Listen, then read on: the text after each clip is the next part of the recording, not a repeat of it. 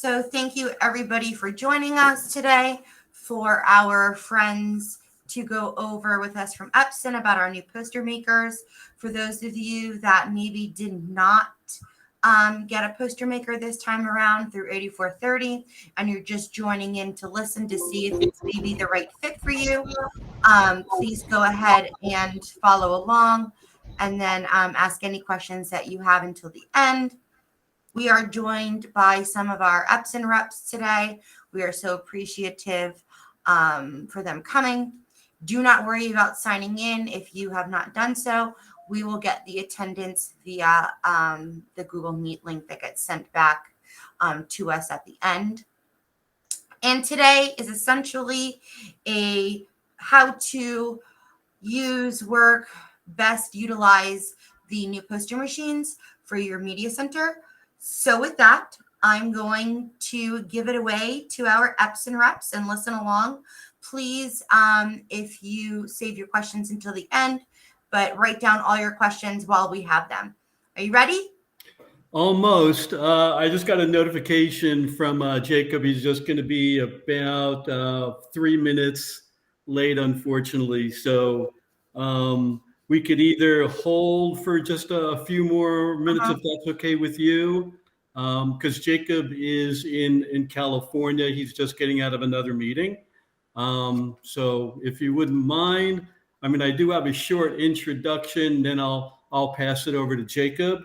But if we could just pause for just another, 2 minutes, if that's okay. That's fine with you. Just so that you guys are aware, if you hopefully you've opened up your box from the poster machine at this point, but if you haven't and you're still looking for paper, I would have you look at Gov Connection and elsewhere. This machine won't take generic poster paper, so make sure that when you're ordering it, it is Epson quality. And again, you can find that on Gov Connection. I do know that some of them are sold out already or low in stock, so just keep that in mind. Also, you guys got the ones that have a stand. Some of you are choosing not to use the stand, but it did come with a stand for you to be using. Donna sent us videos to sort of get you started that I sent out. If you need those again, please let me know. I will sort of go over the things that we're supposed to go through at the end now, so that if they run over, we can just end the meeting for everybody's time. So again, if you do not have a question, make sure that you're on mute. And if you do have a question, feel free to put the raise your hand in the Google Meet or write it out in the chat and we'll get to it at the end. Make sure you have all your questions. Hopefully you have some written down. If you have not joined Emma, please do so, because our celebration is coming up very quickly on April 13th. We have a great guest speaker. Emma has worked very, very hard to make this a special event for you, your media clerks, and your principal. So if you have not done so, please go ahead and sign up.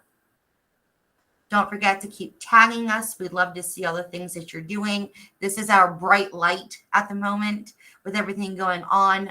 Being able to see what you guys are doing in your libraries with all the obstacles that you're facing makes our day to know that library programs are still thriving and doing great things. So keep tagging us. We'd love to see it.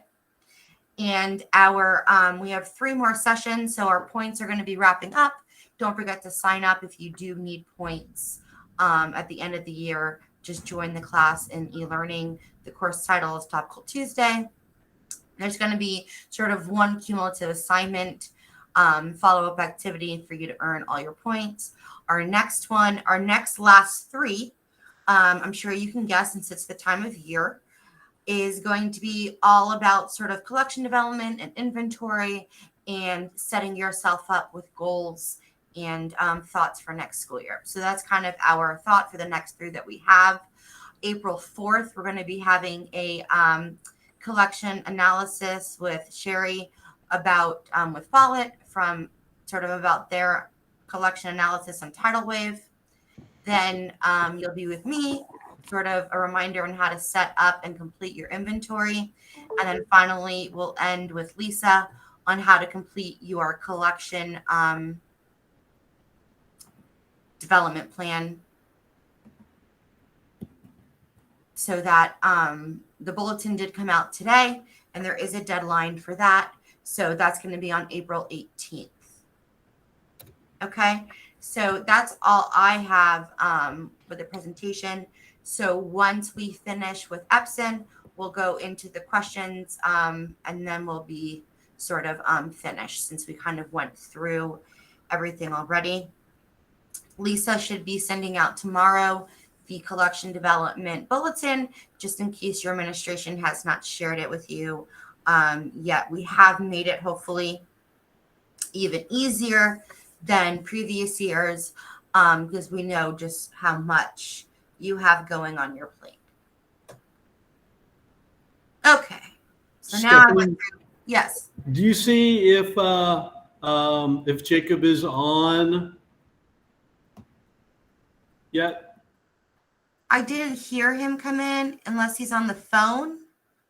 Is he a 330 number? No, he'd probably be a 562.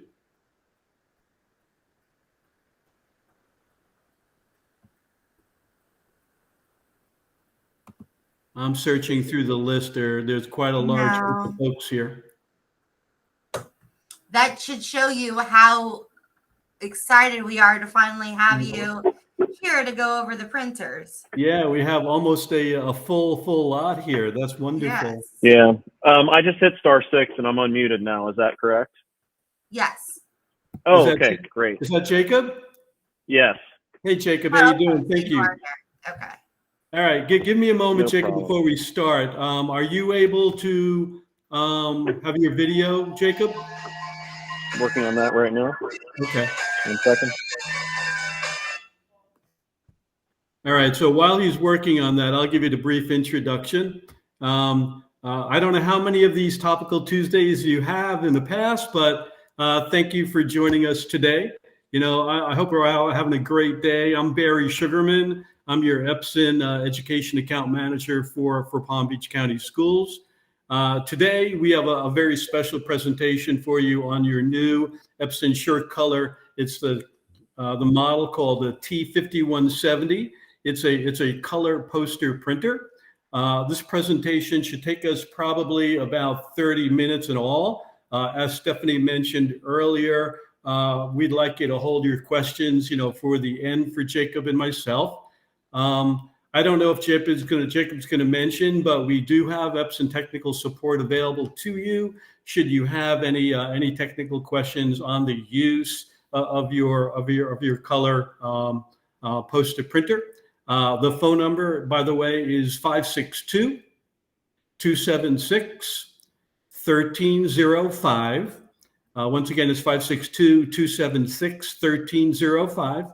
You don't have to remember it. You can just go to the Epson website, look for your color poster printer, the T5170, all the way down at the bottom of the page. It has a link if you want to call Epson support. That number will be listed right there. It takes you right into our corporate headquarters, which is in Los Alamitos, California.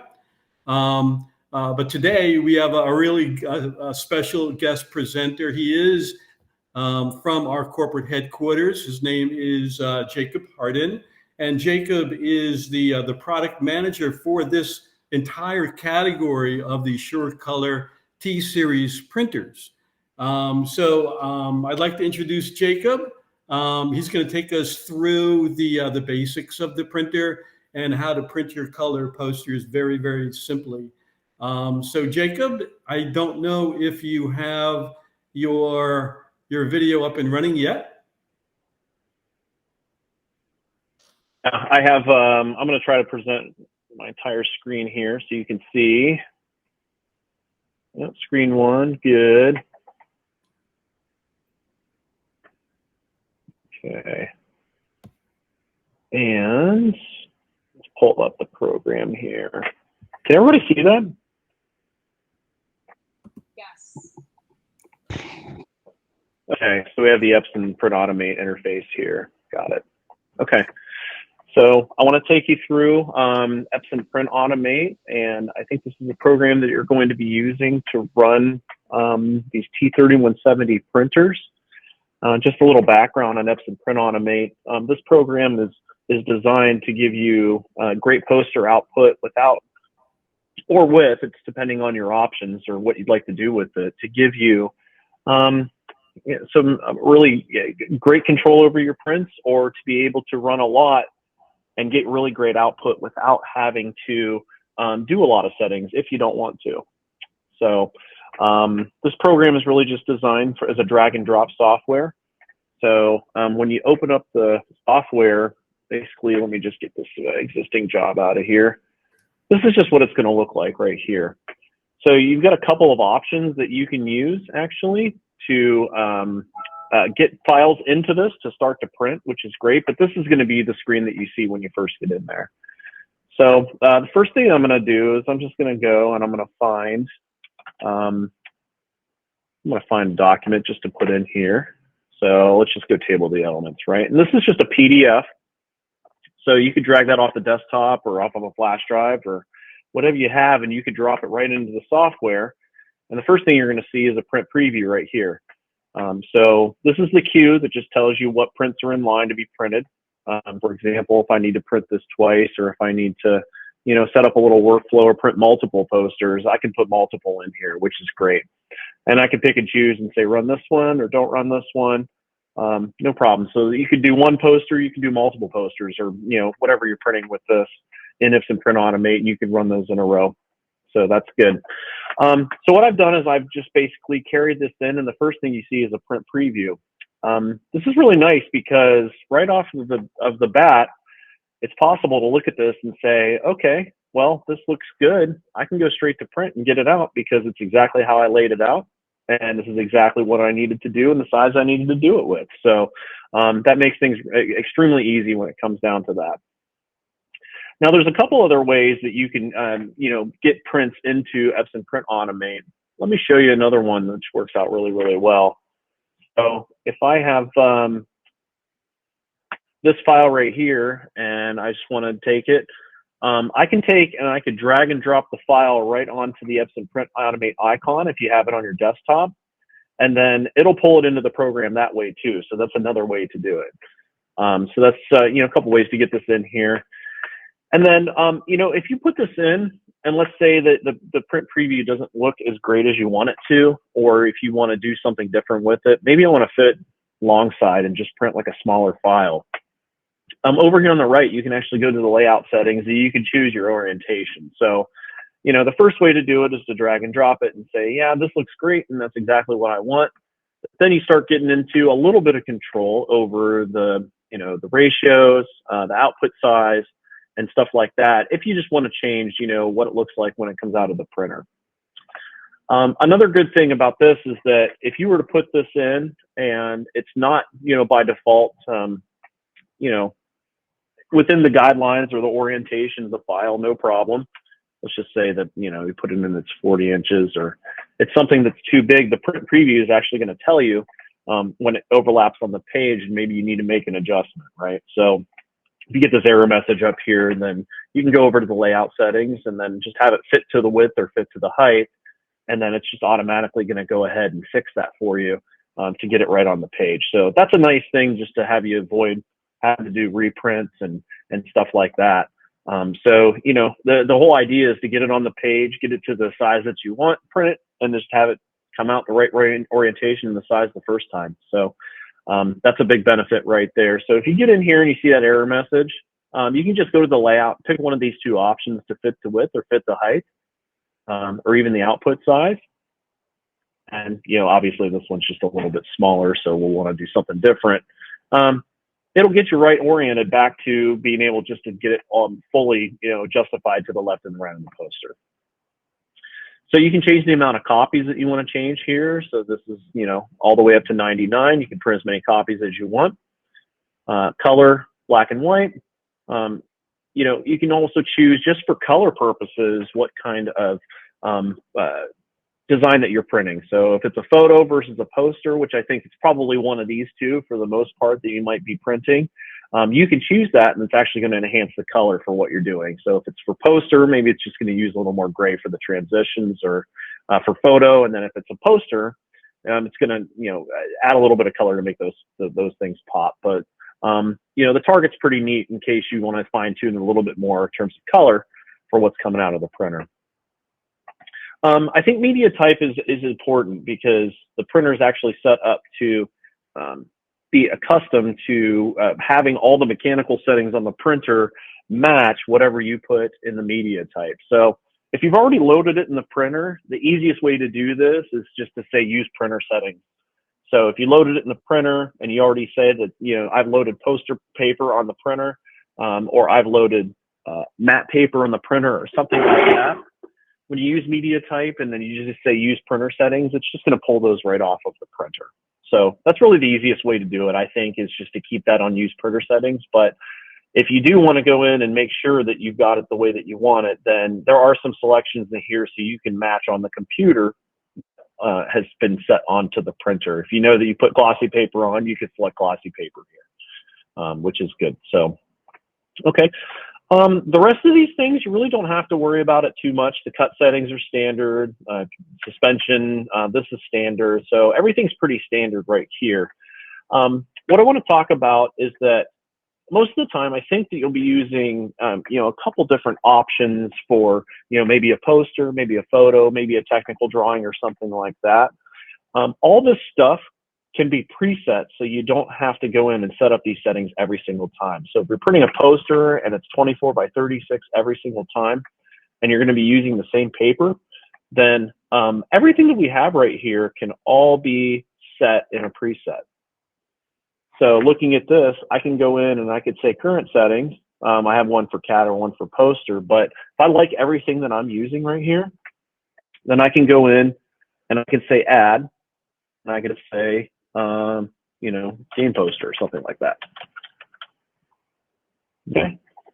So when I do that, anytime that I come into this system, I can just pull this drop down and say, I want to print a game poster. And all my settings that I have here are all already preset, so you can just hit print and send it out the door. So I think that that's just a really nice way to go in and be able to print with just a couple of clicks and get these, you know, graphics kind of, you know, away very, very easily. Let me show you another thing. If I can get my web browser to come up here. So let me show you something else which I think is interesting. We can actually, let me just log in really quick, but we can actually print posters that can be pulled down from Canva. So I want to show you a little bit about how to do that once I log in here.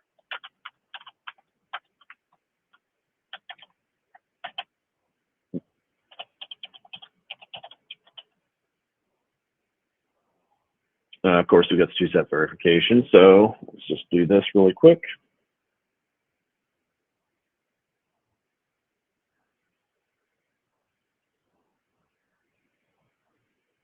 Yes, it's me. Absolutely. Okay.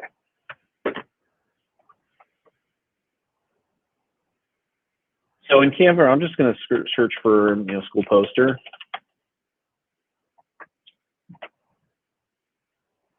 And if I go down and select one of these templates, then I can basically, you know, just try any of these. Let's just say this one right here.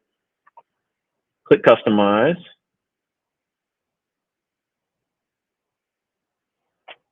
And then there's a way where I can customize this, and then just a couple of clicks to get it onto my system, and then I can pull it into Epson Print Automate and print this very, very easily. So if you go to share and then download, that's going to be right here. The file type, I just want to select that for PDF print. Click download. And let's go ahead and it's downloading that right now. Okay. So now I just have that in my downloads folder.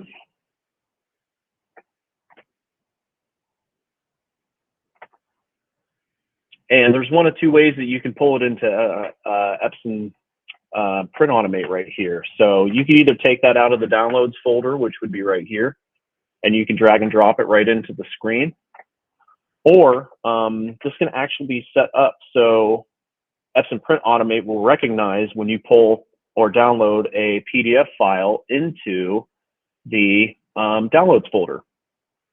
So if I go up here and I select Menu, Preferences, and go to Settings, then I can actually add this folder that says, whenever you see a PDF, go ahead and launch Epson Print Automate. And as soon as I download that, it's actually going to pull it right into the program, and you hit print, and then it's out the door. So for online services or design services and stuff like that, or even if you have a designer who is producing this kind of content for you, you can actually set this up. So it's called a hot folder. And if you drop this into the hot folder, in this case, it was just my downloads folder, it'll automatically pull this up, and then you can hit print and you're ready to go. So let me just show you one more example of how that works here. I'm going to clear out this queue of prints and just show you one more time about how that works.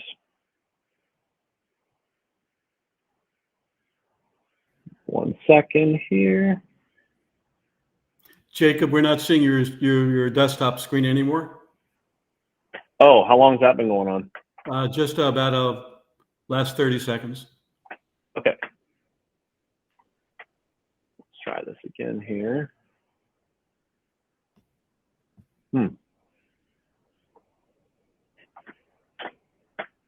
I think I need to join the meeting again. 1 second, sorry.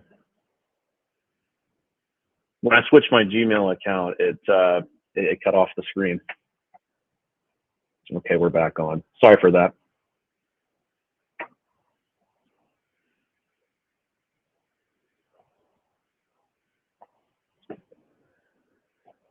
Okay. Can you see it now? Perfect. Good, thank you. Okay.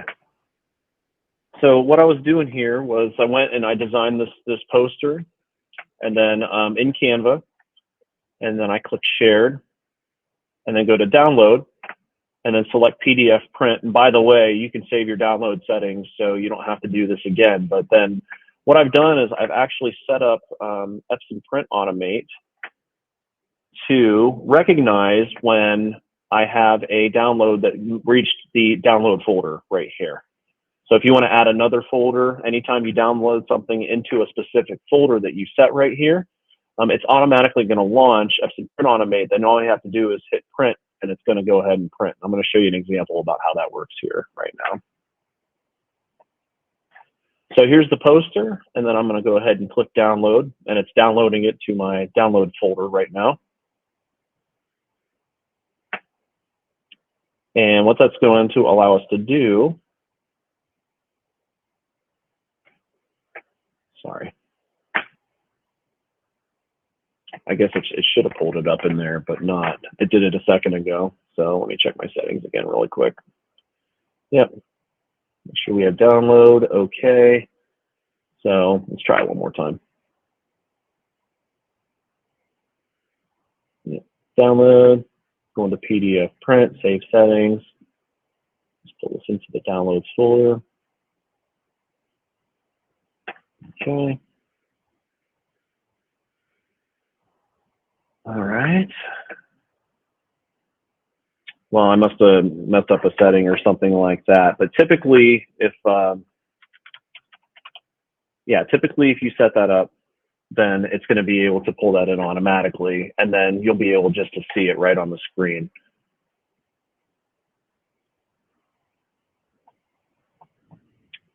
So let me get back, and I think what we'll do is we can create a document or something like that to be able to just show you how to set that up so it comes in automatically. But for now, this is basically how the process works with Epson Print Automate and being able to print posters.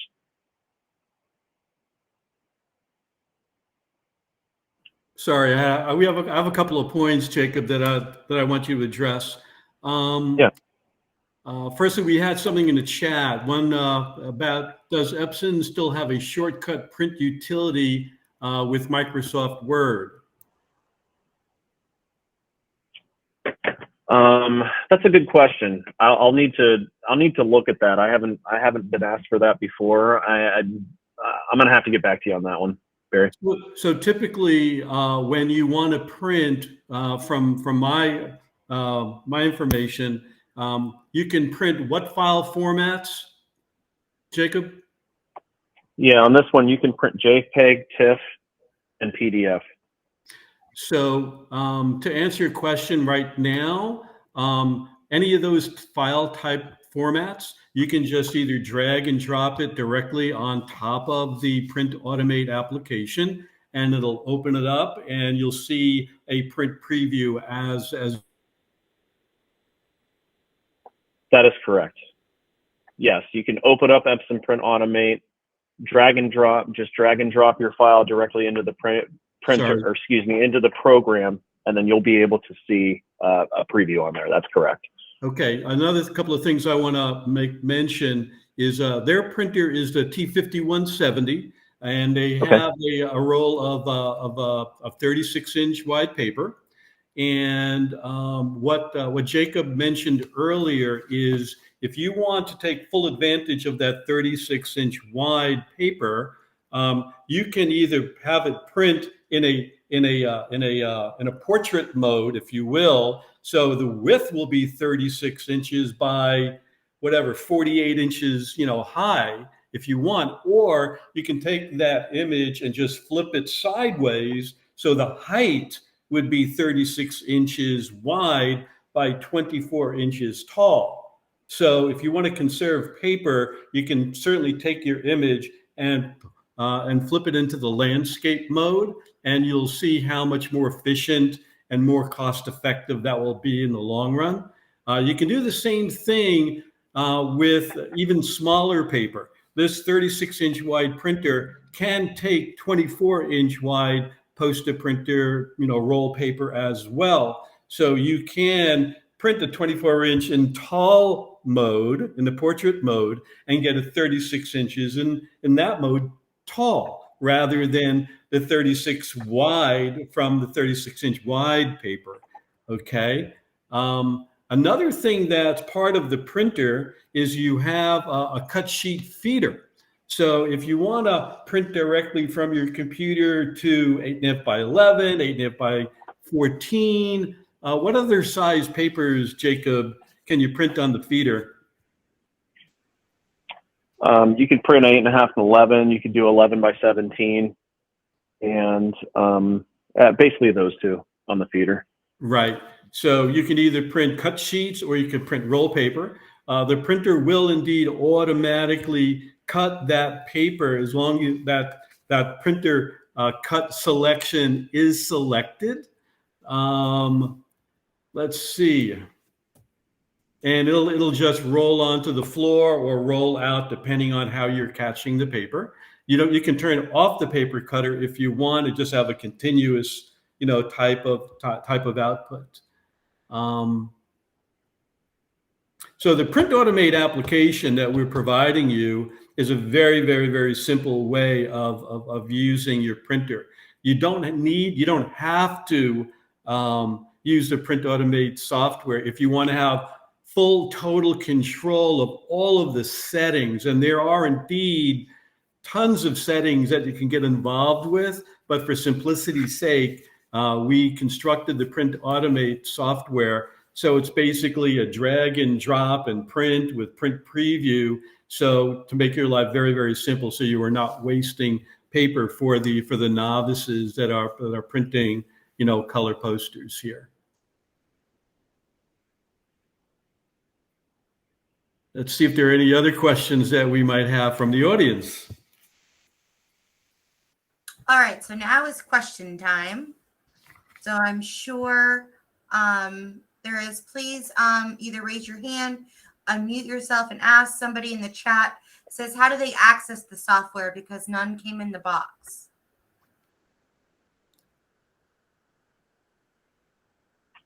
Yeah, no problem. So, Jacob, I can answer that if you want to. Sure. Yeah, I can. You could talk through it, Barry. I'm going to share again. got multiple screens going on here. Let's see if I can share again and show you exactly where to go get it. Okay. Well, certainly depending on your operating system that you have on your computer, the Epson.com website for that particular printer will automatically recognize what operating system you have. And if you go to drivers and downloads, and I think Jacob will take you there in a moment, the Print Automate application will be right there. He's taking you right now to Epson.com. And he's taken you to the T5170 site. Yeah. If you go to support and then drivers and downloads. At the bottom of the page. Yeah. And then if you go to utilities, then Epson Print Automate is going to be right here. At the top of that section, it'll recognize what OS you have. Scroll up a moment, yep. Jacob. Yep. Mm-hmm. See it recognize the OS he has. And then under the utilities, you can select those other applications. They're small applications. They're available for Mac, PC. I think that's it. Is that correct? Yeah, that's correct. So once you get here, make sure you install the drivers first. So there's two things that need to be installed. The drivers, so you can either install the driver or you can do the drivers and utilities combo package.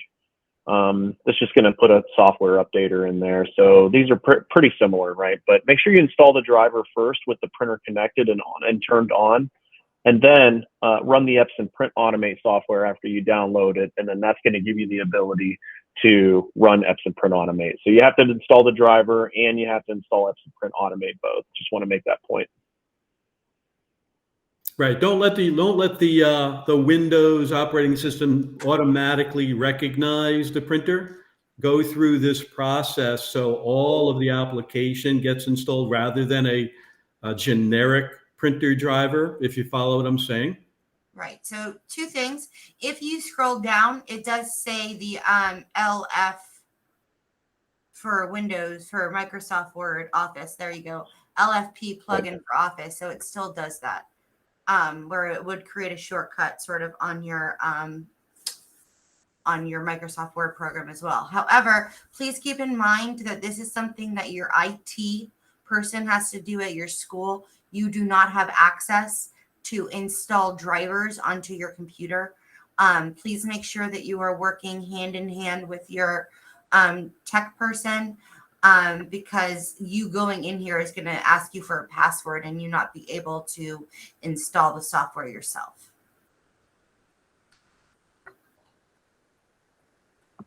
All right. Sorry, Stephanie? No. Any other questions? While we're waiting for the questions, everybody can think about that. I've been asked for my contact information. It's Barry, BARRY.sugarman at ea.epson.com.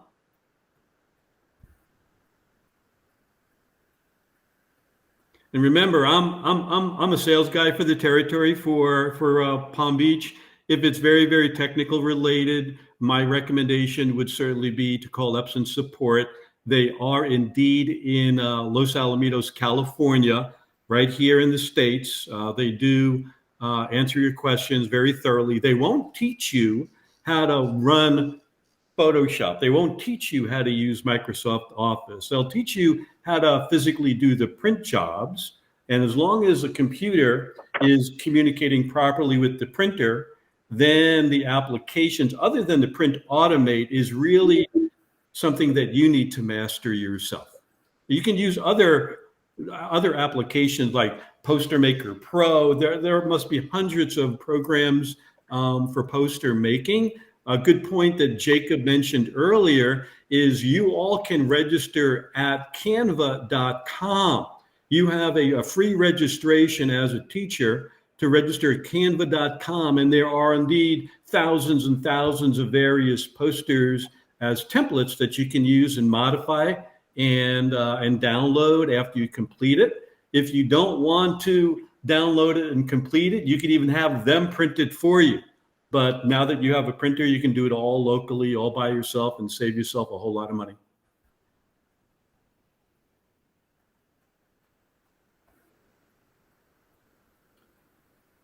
There are a few more questions coming up. Jacob, I'll read it if you want to answer this. Does Yeah, go ahead. by 11 or 11 by 17 paper need to be special paper, or will regular paper work? Yeah, that's a great question. So 8.5 by 11 or 11 by 17, it could be regular paper. No problem. Or you could run special paper through it. That's up to you. It just makes it so there's an easy way to run either size through any type of paper if you want to do something that's not roll. Hey, Jacob, would you do me a favor and go back to Print Automate for a moment? So let's say they want to select different types of paper. Let's say they want to use the single weight or double weight or colored glossy. Can you show them where the selection of the paper that they have is? Yeah, sure. So if you go under advanced, then you can select all these different types of medias that are already preset in the program. And the reason you want to use the presets is because you don't want to put too much ink down on the paper unnecessarily. You know, when the absorption of the particular selection is already created a profile for it. So if you're going to be using undocumented paper, you know, and if you select something that's not there, can you create your own profile, Jacob, I'm sorry. Yeah, I would not recommend creating your own profile. I would really just stick to what's here.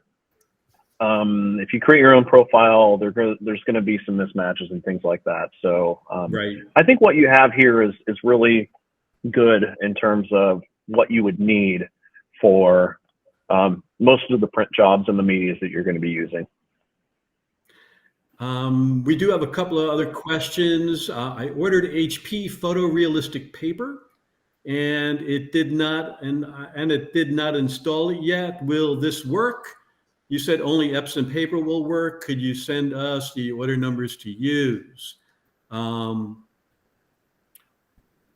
of the papers are indeed listed at Epson.com.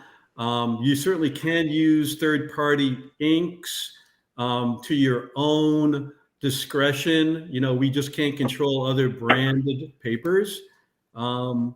So what you can use is a large variety of papers, as Jacob showed us in that pull down menu there. There's canvas. There's so many varieties of color paper. The single weight, the double weight are certainly available and easily searchable on Epson.com for the printer. Stephanie had a good recommendation there to check one of your suppliers for that, and they can also send you the quotes as well. Marketplace questions. Could you send order numbers? Again, your supplier, if you're wanting specialty paper, you know, can provide you, you know, with their SKU numbers and all that. Another rep said someone would be sent to the school for training. The reseller is really supposed to be doing any of the contracted installations or any particular training. That is not part of this part. What we have is Jacob. You want to show them a quick video, because we do have videos at Epson.com on how to do exactly what Jacob just did. So yeah, Stephanie will have this recording, you know, available to you folks.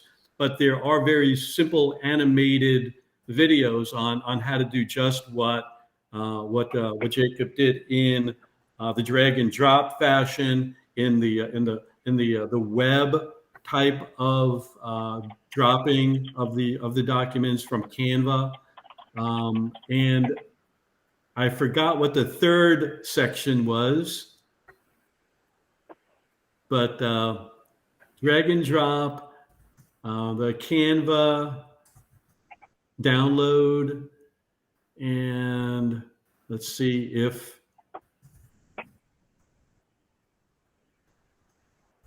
if Jacob's bringing it up now. Yeah, Barry, we do have a webinar which is really nice and goes through everything that I just talked about. So I will get with you about getting that link out so you can basically have a nice recorded version of everything that we just went through regarding Epson Print on Demand. Wonderful. All Yep. right. Okay, so yeah, there's a good point here. Could receive an Epson printer info at a glance. That would kind of, again, all of that contact on printing technical support can be reached at our tech support number in Los Alamitos, California. Your paper, if you need to purchase things, certainly your supplier, Stephanie had mentioned GovConnection in the thread here. So I'm going to leave that, to them for that. Thomas brings up a good point. Make sure your core size and roll diameter of the paper. For this printer, it is indeed a 2-inch core. You are not to use a 3-inch core type of paper. Now, the 3-inch core paper is typically for very, very custom type of paper that you don't want that much curl to it. And I think those would be like canvas, if I'm not mistaken, Jacob, that typically come on 3-inch core. Yeah, just make sure it's on 2. 2-inch core. You can print a variety of medias, and just make sure that's on 2-inch core. And we have a media guide as well, which really helps out with that we should get out to everybody also, with part numbers and all the specifics on this. Okay, Sharon mentioned how many posters can you get out of a 36 by 100? Well, you can do the math, Sharon. I'm not going to do it for you, but let's say you're doing a 36-inch wide by 2 feet tall, and you have a 100-foot roll of paper. You could do the math there. I'm not trying to be silly, but it's 50. Reference, can you can reference this recording from Stephanie. Does the printer usually not come with a roll of paper? What comes with the printer, Jacob?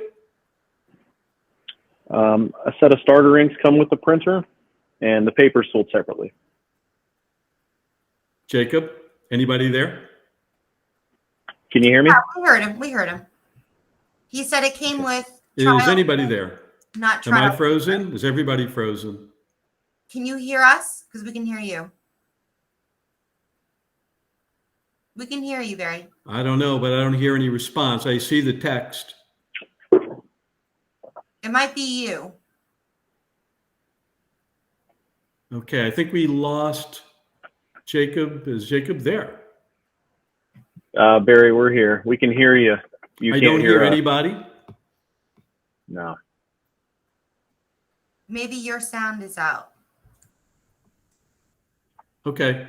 Jacob, if you can answer that question about the what comes with it, because I don't hear anybody any longer. Right. So again, it came with ink and not paper.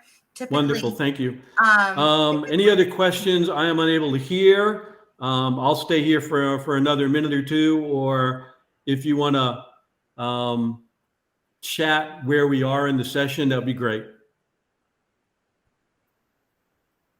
All right. So if there's anything else, please stay on. Otherwise, you're more than welcome to log off at this time. Thank you for staying after a little bit. And I will make sure to get some of those resources out to you.